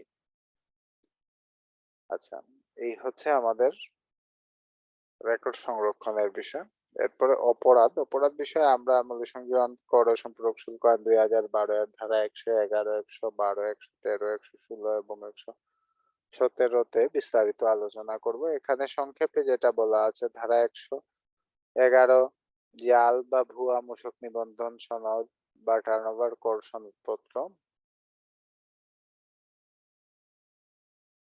কর চালান বা মূসক সংক্রান্ত দলিলাদি তৈরি করা, এটা একটা বলা আছে এই ক্ষেত্রে। ধারা ১১২ তে বলা আছে অসৎ উদ্দেশ্যে মূসক জালিয়াতিতে মিথ্যা বা বিভ্রান্তিকর বিবৃতি। ধারা ১১৩ প্রতিবন্ধকতা সৃষ্টি। ১১৬-১৭ হচ্ছে অপরাধের সহায়তাকারী। এই বিষয়ে আমরা বিস্তারিত আলোচনা করব ধারাগুলা সম্পর্কে। ১১১ তে বলা আছে যে অসৎ উদ্দেশ্যে ভুয়া বা জাল মূসক নিবন্ধনপত্র, টার্নওভার কর সনদপত্র বা কর চালান এবং উৎসে কর্তনের সনদপত্র তৈরি বা ব্যবহার করলে, ভুয়া ও জাল ক্রেডিট ডেবিট নোট তৈরি ও ব্যবহার করলে, কোনো উপায়ে কর ফাঁকি দিলে বা প্রাপ্য না হওয়ার সত্ত্বেও কর ফেরত দাবি করলে উক্ত ব্যক্তির ১ বছর কারাদণ্ড বা প্রদেয় করের সমপরিমাণ অর্থ বা উভয় দণ্ডে দণ্ডিত হবেন। তাহলে একটা দণ্ড বলা আছে এখানে, ১ বছরের কারাদণ্ড বা প্রদেয় করের সমপরিমাণ অর্থ বা উভয় দণ্ড। ধারা ১১২ কোনো ব্যক্তি অসৎ উদ্দেশ্যে কোনো মূসক কর্মকর্তার নিকট মিথ্যা বা বিভ্রান্ত কর তথ্য প্রদান করলে ওই ব্যক্তি অনূর্ধ্ব অনূর্ধ্ব ৬ মাস কারাদণ্ড বা প্রদেয় করের সমপরিমাণ অর্থদণ্ডে বা উভয় দণ্ডে দণ্ডিত হবেন। ধারা ১১৩ কোনো কর্মকর্তা আইন ও বিধি মোতাবেক তার দায়িত্ব পালনকালে যদি কোনো ব্যক্তি অসৎ উদ্দেশ্যে বাধা দেওয়ার চেষ্টা করে, তাহলে অপরাধ বলে গণ্য হবে এবং অপরাধের জন্য ওই ব্যক্তি সর্বোচ্চ ৬ মাস কারাদণ্ড বা কমপক্ষে ১০,০০০ টাকা থেকে সর্বোচ্চ ২ লক্ষ টাকা অর্থদণ্ড বা উভয় দণ্ডে দণ্ডিত হবেন। তাহলে এখানে মিনিমাম ১০,০০০ টাকা জরিমানার বিধান আছে। তাছাড়া আইনের ধারা ১১৭ অনুযায়ী কোনো অপরাধ সহায়তা বা সহযোগিতা প্রদানকারী ও অপরাধ সংগঠনকারীর ন্যায় সমানভাবে দোষী সাব্যস্ত হবেন। যদি কেউ সহায়তা করেন তাহলে তিনিও সমান দোষী এবং সমান দণ্ড। অপরাধে আপুস্রফা কিভাবে তা করা যায়? মামলা দায়ের করার জন্য কমিশনার কর্তৃক পূর্বানুমোদনের পূর্বে বা পরে অপরাধসমূহ বোর্ড কর্তৃক নির্ধারিত পদ্ধতি ও শর্ত সাপেক্ষে নিষ্পত্তি করার ব্যবস্থাকে অপরাধের আপুস্রফা বলে। আপুস্রফার পদ্ধতিটা কি? আপুস করতে হলে অভিযুক্ত ব্যক্তি বোর্ডে আপুস্রফার জন্য লিখিতভাবে আবেদন করবেন। হলফনামার মাধ্যমে কমিশনার কর্তৃক নির্ধারিত অভিযোগের সাথে সংশ্লিষ্ট কর পরিশোধ করার কিস্তিতে যদি হয় অঙ্গীকার করবেন। আপুস্রফা সংক্রান্ত সমস্ত ব্যয় ব্যক্তি বহন করবেন। অভিযুক্ত ব্যক্তি ইতিপূর্বে একই ধরনের অপরাধ করলে বোর্ড কোনো মামলা আপুস্রফা করতে পারবে না। যদি সিমিলার অপরাধ করে একই, তাহলে আর এটা আপুস করা যাবে না, অতীতে যদি রেকর্ড মানে থেকে থাকে। এটা বোর্ড আপুস্রফার জন্য একজন আবেদনকারী এবং সংশ্লিষ্ট কমিশনার ও অভিযোগ দাখিলকারী কর্মকর্তাকে শুনানির সুযোগ প্রদান করবে। একটা শুনানির সুযোগ প্রদান করবে, শুনানির মাধ্যমে এটা আপুস্রফার কার্যক্রমটুকু পরিচালনা হবে। ফৌজদারি অপরাধে মামলা দায়েরের পদ্ধতি কি? যদি কোনো ফৌজদারি অপরাধ হয়, কমিশনারের পূর্বানুমোদন সাপেক্ষে সহকারী কমিশনার পদমর্যাদার নিম্নে নহে এমন কর্মকর্তা লিখিত অভিযোগের মাধ্যমে ফৌজদারি অপরাধ মামলা আদালতে দায়ের করবেন। ফৌজদারি অপরাধের জন্য দায়েরকৃত মামলার তদন্ত কে করবেন? ফৌজদারি মামলার তদন্তের ক্ষেত্রে মূসক কর্মকর্তাই উক্ত মামলার তদন্ত সম্পন্ন করবেন। এখানে অনেক বিষয় আছে যেটা ফৌজদারি কার্যবিধির সাথে ক্ষমতার আহ যে ভারসাম্য সেটুকু আসেনি। এখানে দেখা যায় যে অনেক ক্ষেত্রে অনেক বেশি ক্ষমতা প্রদান করা হয়েছে অপেক্ষাকৃত কম আহ পদমর্যাদার কিংবা অপেক্ষাকৃত নিম্ন পদমর্যাদার কর্মকর্তাদেরকে। তো এখানে ফৌজদারি মামলার অপরাধের জন্য দায়েরকৃত মামলার তদন্ত পদ্ধতি সম্পর্কে বলা আছে। তদন্তকারী কর্মকর্তা ফরম ১৬.১ মাধ্যমে অভিযুক্ত ব্যক্তিকে অভিযোগটি অবহিত করবেন অবহিত হওয়ার ১৫ দিনের মধ্যে উল্লেখিত জবানবন্দি প্রদানের জন্য অনুরোধ করবেন। অভিযুক্ত ব্যক্তি ফরম মূসক ১৬.২ এর নির্ধারিত ফর্মে জবাব প্রদান করবেন। মামলা গ্রহণের ৪ মাসের মধ্যে তদন্ত নিষ্পন্ন করে কমিশনারের মাধ্যমে তদন্ত প্রতিবেদন আদালতে দাখিল করবেন। তবে তদন্তকারী কর্মকর্তা আবেদনের প্রেক্ষিতে আদালতের সময়সীমা ৩ মাস বৃদ্ধি করতে পারবেন। এই হচ্ছে ফৌজদারি অপরাধে দায়েরকৃত মামলার তদন্ত পদ্ধতি। আমরা এটুকু আলোচনা করলাম। পরের আলোচনা হচ্ছে আপিল রিলেটেড আলোচনা, আপিল পদ্ধতি, রিভিশন পদ্ধতি, এইসব আলোচনা আমরা appeal, revision, writ, ADR, tribunal, আমরা এই আলোচনাগুলো পরে অ্যাডভান্স হব। এখানে আমরা মূলত এই আপিল পদ্ধতিটুকুই আছে সর্বশেষ। আর কিছু পরবর্তীতে শেষে কিছু কোয়েশ্চন আনসার আছে। এই হচ্ছে মেনলি ভ্যাট এফএকিউ এর শেষে কোয়েশ্চন আনসার গুলো আছে। কিছু কোয়েশ্চন আনসার আমরা দেখব রিলেটেড।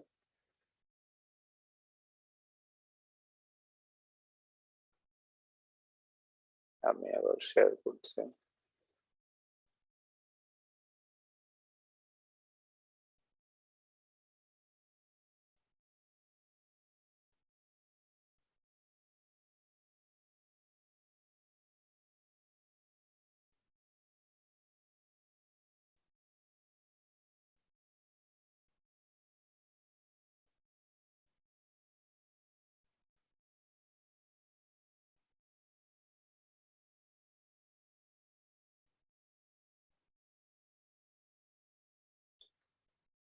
এইটুকু আলোচনায় আজকে কোনো কোয়েশ্চন আছে কিনা?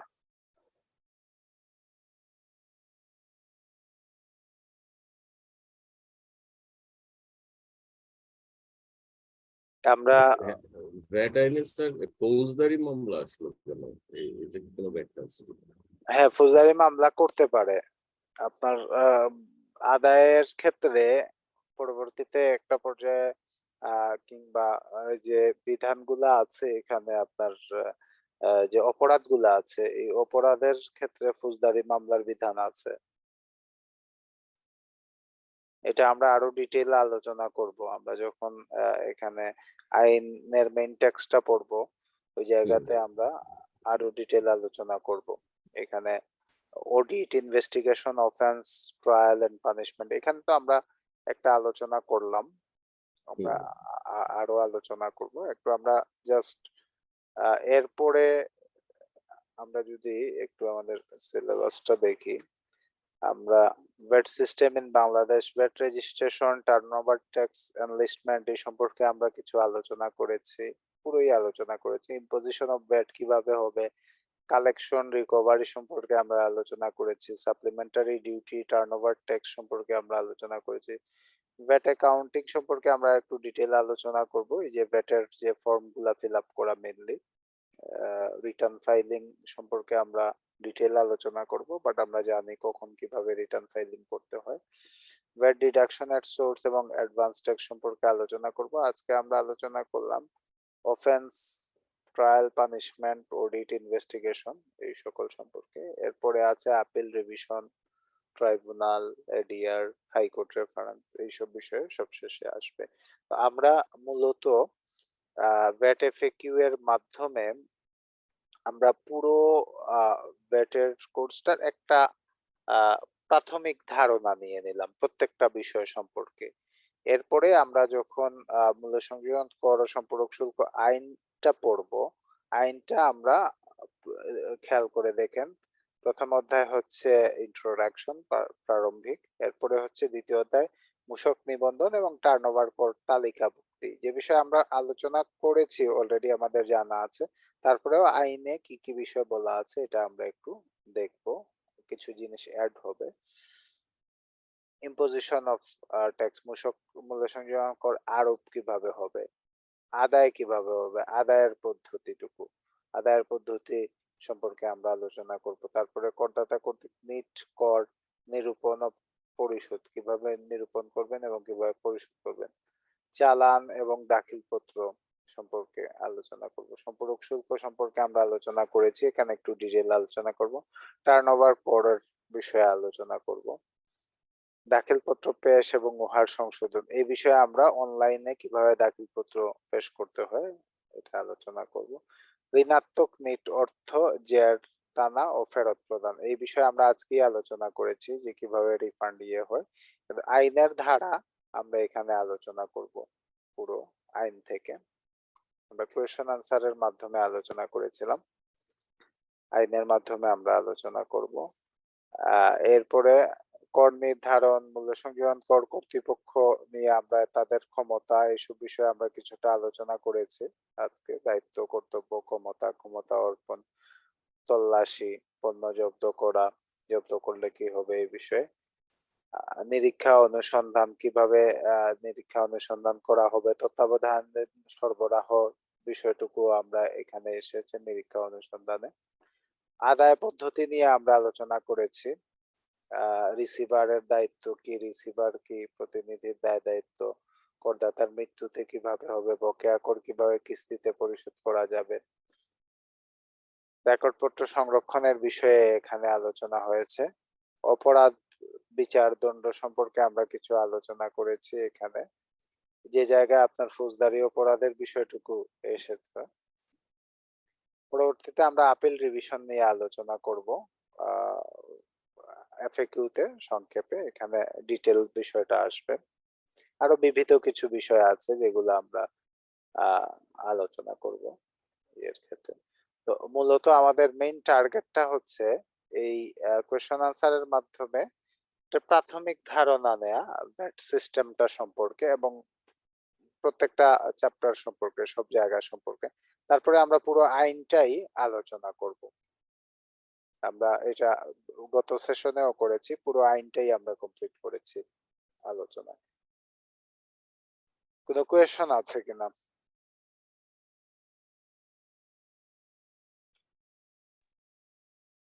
না স্যার।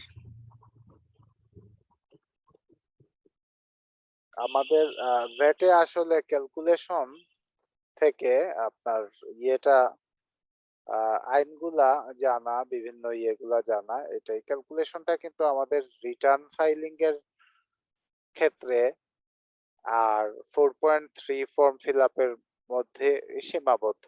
আর বাদ বাকি হচ্ছে অ্যাকাউন্টিং সিস্টেম, যেটা আমরা ইনভয়েস গুলা করব এবং ইনভয়েস অনুযায়ী আমরা ডে বুকস গুলা মেনটেন করব। পারচেজ ডে বুক এবং sales day book, purchase return, sales return day book গুলা মেনটেন করব। এর ক্ষেত্রে খুব জটিলতা নেই কিন্তু আসলে এখানে আমরা যদি চিন্তা করি ভ্যাটের বিষয়টুকু, খুব বেশি জটিলতার কিছু নেই। আমরা যদি আইনটা ভালোভাবে জানা থাকে তাহলে এটা আমাদের জন্য অনেক সহজ হয়।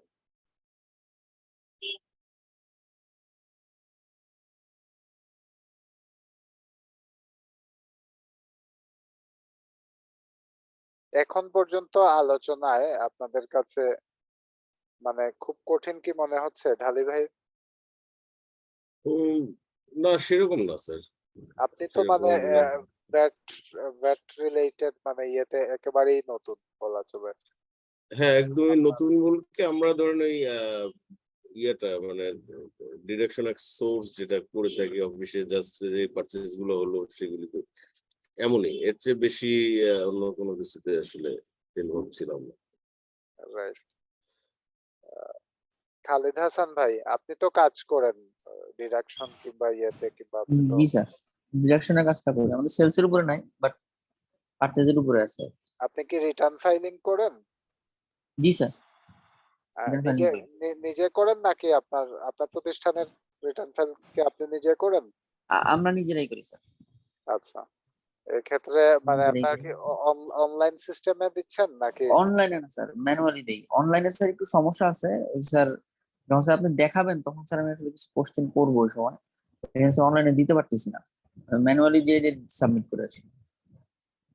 অনলাইনে দিতে পারছেন না? মানে স্যার কিছু কোশ্চেন কনফিউজিং, যে কোন কোড ইউজ করব, কোনটা ইউজ করব না, কোন জায়গায় কি লিখবো, এই জন্য স্যার অনলাইনে না দিয়ে ম্যানুয়ালি দিই। আচ্ছা আচ্ছা। কিন্তু অনলাইনে কি অ্যাক্সেস আছে আপনাদের? আছে, অ্যাক্সেস আছে স্যার। আচ্ছা, তাহলে আশা করছি যে অনলাইনে দিতে পারবেন। কারণ অনলাইন সিস্টেমটা তো আপনি আ ইয়েটা ফলো করতে পারেন। আমাদের YouTube এ যে আমার লাস্ট লেকচারটা যেটা আছে অনলাইনের উপরে, জি স্যার। এটা একবার দেখে নিতে পারেন। তারপরেও আমরা আলোচনা ঠিক করব আছে স্যার। যখন কারণ স্যার তখন আমি ওইটাই আরকি, হ্যাঁ, ওই আপনি যে আলোচনা করবেন না স্যার, তখন আসলে আমি চিন্তা করছিলাম যে ওই বাকি সময় কোয়েশ্চেন গুলা দেখবেন। কিন্তু আগে এটা দেখে নিলে ভালো হবে। কারণ সব আলোচনায় তো আসলে সব বিষয় আসে না। আমি তো মানে আসেন। একেবারে প্রিপেয়ার্ড হয়ে আলোচনা করি না। আমি ক্লাসের প্রেক্ষিতে আলোচনাগুলা করি। দেখা যায় যে একটা ক্লাসে কিছু, কিছু বিষয় এসেছে। আবার আমরা যখন আ আ ভেটেরিটা এই সেশনে আলোচনা করব তখন দেখা যাবে আপনার কিছু কোয়েশন আছে। এগুলা থেকে হয়তোবা জি স্যার। নতুন আরো কিছু এড হতে পারে। আবার কিছু, কিছু যেটা জি আগের স্যার। আলোচনা আছে কিছু জিনিস হয়তো আলোচনায় আসবেও না, বাদও পড়তে পারে। তো আ আগেরটা একটু দেখে নিয়েন। এবং টার্গেট ঠিক থাকবে আছে স্যার। আমাদের এটা যে আপনি কোর্স কমপ্লিশন এর সাথে, সাথে অন্তত ভ্যাট রিটার্নটা অনলাইনে যাতে দিতে পারেন। এই স্কিলটা অন্তত জি স্যার, ডেভেলপ করতে অনলাইনে, হ্যাঁ, অনলাইনই দেওয়াটা উচিত। কিছু প্রবলেমের জন্য অনলাইন আরকি এভয়েড করে ম্যানুয়ালি দেই। ম্যানুয়ালি স্যার আপনি জানেন স্যার, ম্যানুয়ালি দিতে গেলে আবার আন্ডার টেবিলে দিতে হয়। ম্যানুয়ালি দিতে হলে খরচ বেশি। আপনি জি স্যার। যদি ঢাকা শহরে এমনিতেই যদি খরচ করেন, চিন্তা করেন যে একটা ভ্যাট অফিসে যাওয়া আসা একজন ব্যক্তিকে যেতে হবে, আসতে হবে। জি স্যার। একদিন ক্ষেত্র বিশেষে ২ দিন। যদি একদিনও হয় তাহলে যাওয়া আসার যে খরচ এবং ওই ব্যক্তির যে সেলারিটা, যে টাইমটা ওয়েস্ট হবে ওই সময়ের জি সেলারি, স্যার। এটা ক্যালকুলেট করলে কিন্তু ভালো একটা ফিগার। এটা কিন্তু খুব ভালো সীমিত। ফিগার স্যার, হ্যাঁ, ভালো ফিগার।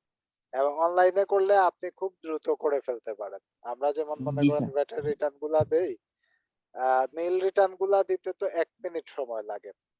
১ মিনিট। ১ মিনিট বলতে ১ মিনিটই লাগে আসলে। লগইন করা থাকলে আপনি জাস্ট ক্লিক করেই তো দিয়ে দেয়া নিল রিটার্ন যেগুলা। আর হুম, যেসব হুম। ক্ষেত্রে কিছু, কিছু ডাটা ফিল আপ করতে হয় এগুলা খুব কঠিন না আসলে।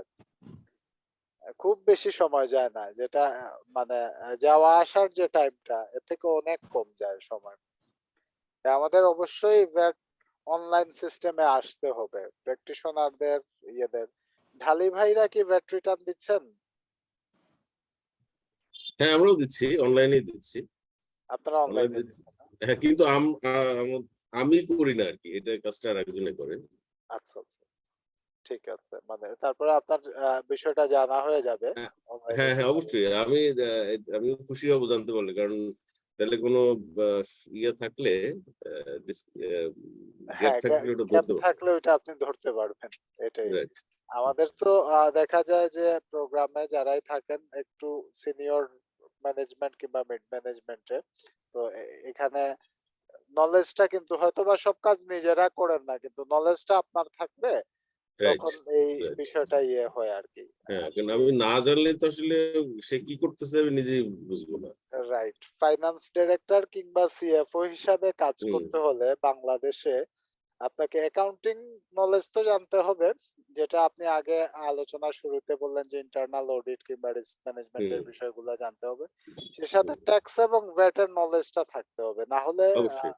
আপনাকে মানে নির্ভরশীল থাকতে হয় সবসময়।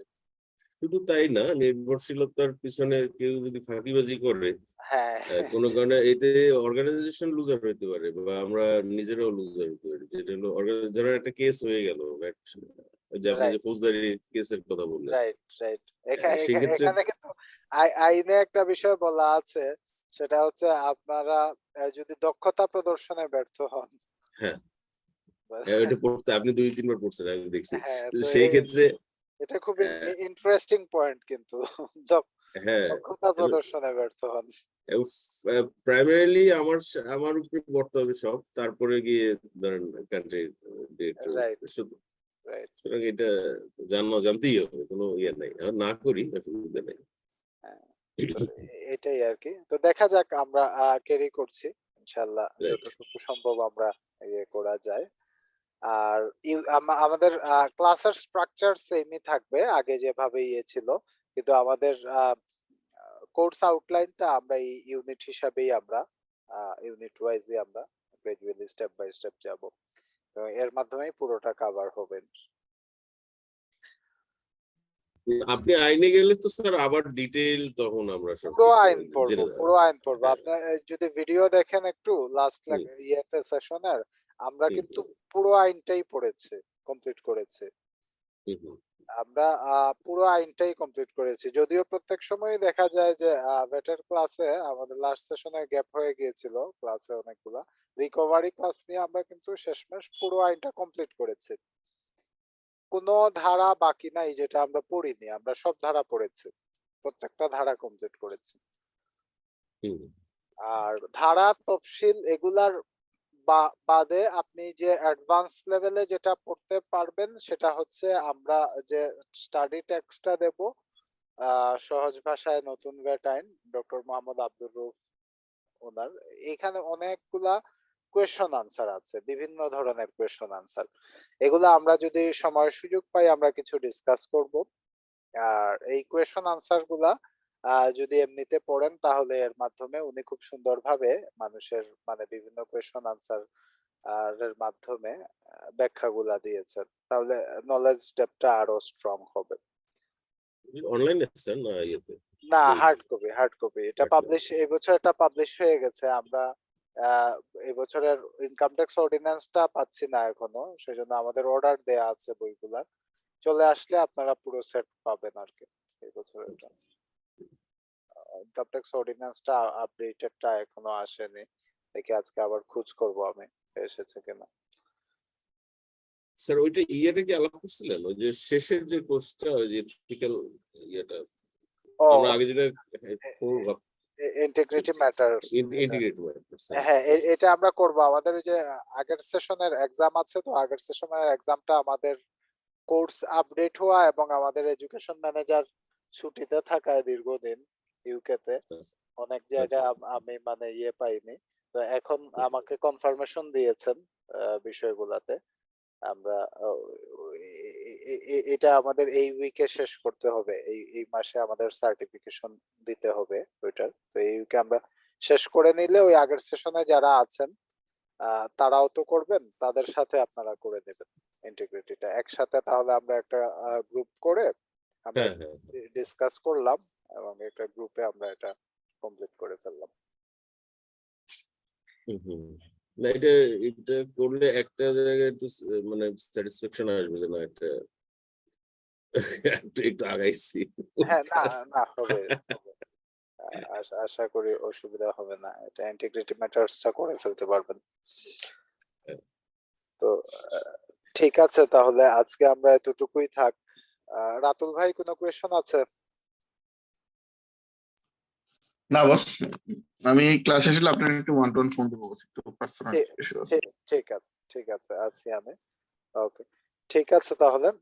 ধন্যবাদ আপনাদেরকে আজকের ক্লাসে অ্যাক্টিভলি পার্টিসিপেট করার জন্য। আগামী ক্লাসে আমরা আমাদের আলোচনা কন্টিনিউ করব। সবাইকে ধন্যবাদ জানিয়ে আজকের ক্লাস এখানে সমাপ্তি ঘোষণা করছি। আসসালামু আলাইকুম রহমতুল্লাহি ওয়া বারাকাতুহু। ওয়ালাইকুম আসসালাম।